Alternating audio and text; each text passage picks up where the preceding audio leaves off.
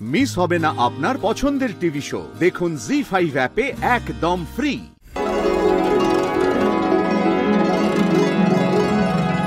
খুব আনন্দ হচ্ছে তাই না মেজো বউ? ছেলে বৌমা এত বড় একটা দুর্ঘটনা থেকে বেঁচে ফিরেছে, সুস্থ হয়ে উঠেছে, খুব ভালো লাগছে তাই না? না দিদি, আনন্দ মানে সবই তো ঠাকুরের দয়া। বলো, দাদা যদি উদ্যোগ নিয়ে উদ্ধারকারী দল না পাঠাতেন এসব তো কিছুই হতো না। সবটা ভেবে আমার গাটা কেমন শিউরে উঠছে। সেটাই তো মেজো বউ, আমারও না গোটা গাটা না শিউরে শিউরে ওঠে জানো, যখন আমি ভাবি যে মারপিট করতে করতে তোমার ছেলে আমার ছেলেটাকে শেষ করে দিল। দিদি,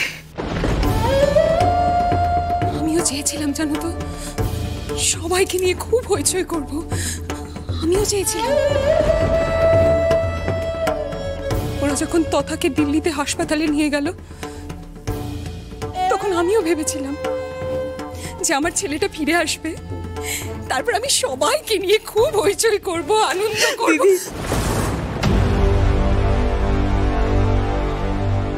দিদি, অনেক দিন তো হলো, এবার অন্তত তুমি রোহিতকে ক্ষমা করে দাও।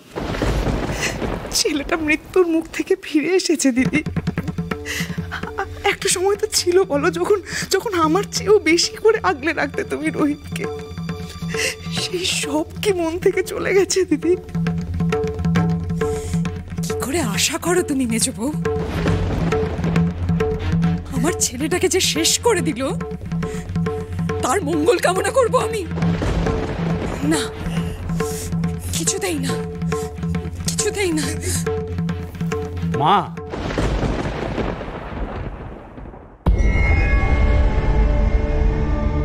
কি কথা বলছো তুমি মা? হ্যাঁ, রোহিত বেঁচে ফিরে এসছে, ফুলকি ফিরে এসছে, এটা তো আনন্দের খবর। তুমি কেন এরকম বলছো? দাঁড়াও মেজো কাকি, আমি হাত জোর করে তোমাদের সবার কাছে ক্ষমা চাইছি। আমি একটা রিলিফ ওয়ার্কে গিয়ে আটকা পড়েছিলাম, কোনো সিগন্যাল পাওয়া যাচ্ছিল না। যখন আমি জানলাম তখন তোমরা অলরেডি সব কিছু সামলে নিয়েছো। ঠিক আছে, আমি তো এটাও জানি না যে মাস্টারমশাই আমাকে নিয়ে কি ভাবছেন, বোধহয় খুব খারাপ ভাবছেন। রুদ্র, বাবা তোমার মুখটা খুব শুকনো দেখাচ্ছে, খুব খাটনি গেছে তাই না? আরে মাস্টারমশাইয়ের কথা তো বাদই দাও, রোহিত ফুলকিকে নিয়ে দুশ্চিন্তা করে সময় পেলে তারপর তো তোমাকে নিয়ে ভাববে। যাকে লাবু কোথায়?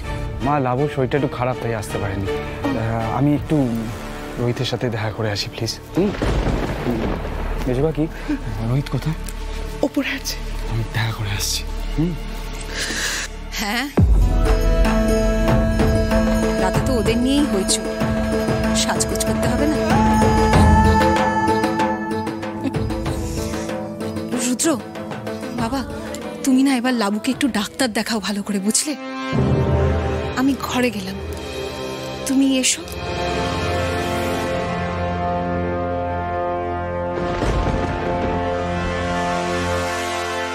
মেজো কাকি, তুমি মার কথায় প্লিজ কিছু মনে করো না। তুমি তো জানো ওনার কষ্টটা এখনো মন থেকে যায়নি। আমি রোহিতের সাথে কথা বলে আসি। কেঁদো না, কেঁদো না।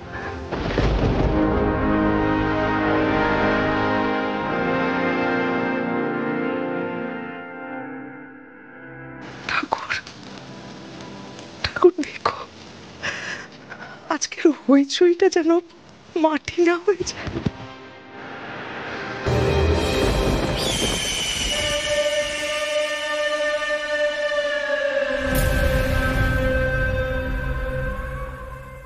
রোহিত কি সন্দেহ করেছে কে জানে। না, এটা ঠিক যে আমি ফুলকির জন্মের বিষয় নিয়ে যা যা মিথ্যে কথা বলেছি সেগুলো নিশ্চয় আন্দাজ করে ফেলেছে, কিন্তু সেটা তোর মনে কতটা সন্দেহ জেগেছে এটা জানতে হবে।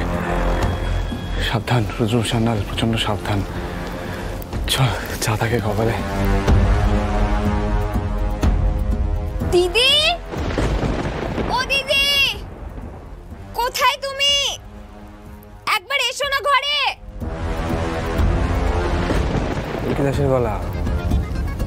কি করছেন ম্যাডাম ঘরে? দেখে আসি একবার।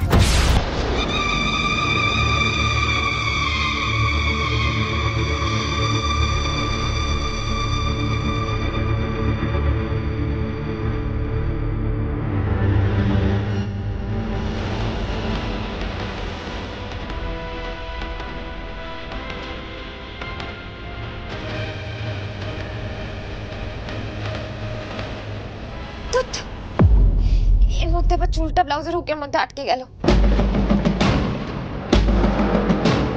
একই ফুলকি দাস মরছে নিজের জ্বালায়।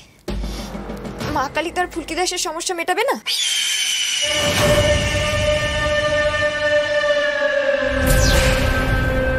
ধুৎ, এমন করে চুলটা আটকে গেল কি করে কে জানে।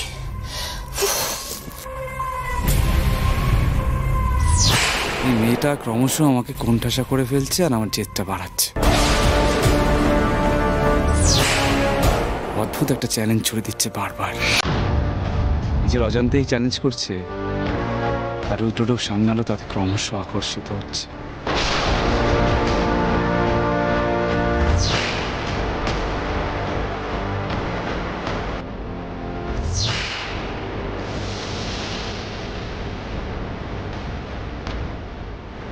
আরে রুদ্র,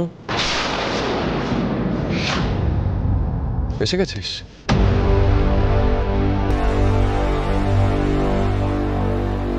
জামাই বাবু এসেছে। আরে রোহিত, তুই রেডি হয়ে গেছিস ভাই? তুই কেমন আছিস? একদম ভালো। না মানে তুই অবশ্য রেডি হয়ে গেছিস, মানে ফিট তো, কোনো অসুবিধা নেই? টোটালি ফিট অ্যান্ড ফাইন, চিন্তার কোনো কারণ নেই। শোন না, বলছি আমার তোর সাথে খুব ইম্পর্টেন্ট কিছু কথা আছে। আজকে এই পার্টি হয়ে যাক, তারপর বলবো। আরে হ্যাঁ রে বাবা, তুই সুস্থ হয়ে গেছিস সেটাই অনেক।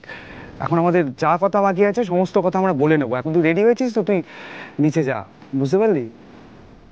এমনিতেও আমার এত গিল্টি করছে না, আমার ভালো লাগছে না। আমার এত একটা বিপদ হলো তোদের, আমি সেই মুহূর্তে কাজে আটকে গেলাম, এমনভাবে আটকালাম যে তোদের কাছে পৌঁছতে পর্যন্ত পারলাম না। যখন এলাম সমস্ত কিছু, যাকে ভগবানের অশেষ কৃপা যে তোরা দুজনেই সুস্থ হয়ে ফিরেছিস। শোন, তুই নিচে যা, রেডি হয়ে গেছিস, সমস্ত কথা আমরা বলে নেবো। তমাল আমাকে একবার ডাকছিল, ওদের কিছু অ্যারেঞ্জ করতে হবে, আমরা দেখিনি। হ্যাঁ তুই এগো, আমি আসছি।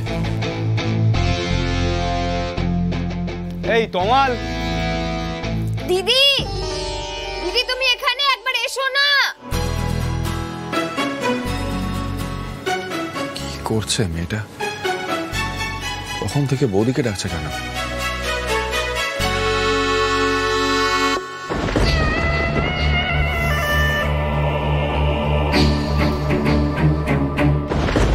কি হয়েছেটা কি? হ্যাঁ,